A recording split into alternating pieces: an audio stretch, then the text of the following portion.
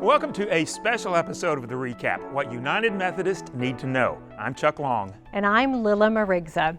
The United Methodist General Conference wrapped up on May 3rd in Charlotte, North Carolina.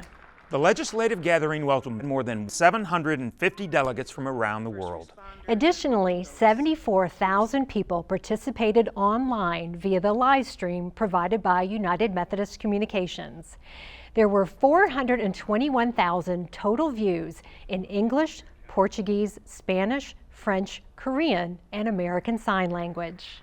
Attendees began and ended each day with worship services that left them inspired and empowered to engage in the church's mission to make disciples of Jesus Christ for the transformation of the world. I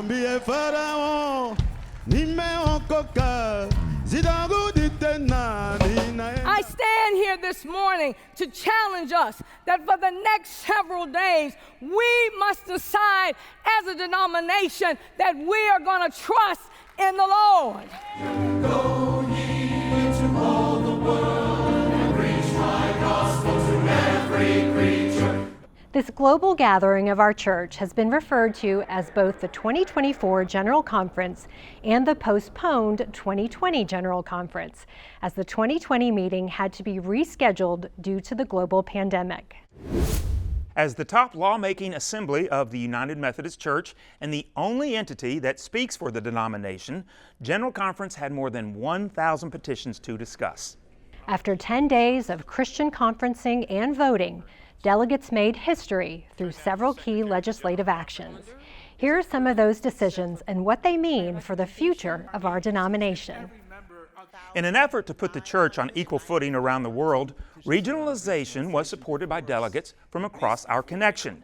This restructures the denomination so that local churches can best serve their unique communities in different regions across Africa, Europe, the Philippines, and the U.S. Because regionalization requires constitutional amendments, it will not be finalized until annual conference delegates vote on its full adoption. Overwhelming majorities of delegates voted to remove barriers to full participation in the church for LGBTQ persons. These changes bring the Book of Discipline back to a neutral stance, ensuring no group faces discrimination, while allowing space for diverse opinions. Delegates approved the first overhaul of the denomination's social principles in nearly 50 years. The statements have been under construction since 2012 and reflect official United Methodist teachings on a wide range of topics, including advocating for human dignity, creation care, and standing against social ills. The apportionment percentage decreased, allowing more tithes and offerings to stay with the local church to help alleviate financial challenges. This led to a significantly smaller denominational budget at just over $373 million. While a disaffiliation policy was not readopted, grace-filled reaffiliation policies for churches who wish to rejoin the denomination are now being developed.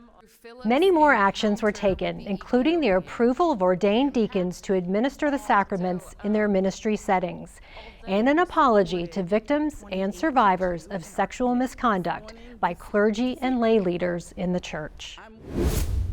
You can learn more on the General Conference legislation page at umcgc.org. General Conference is a time for legislation and celebration. Let's take a look at some of these memorable moments.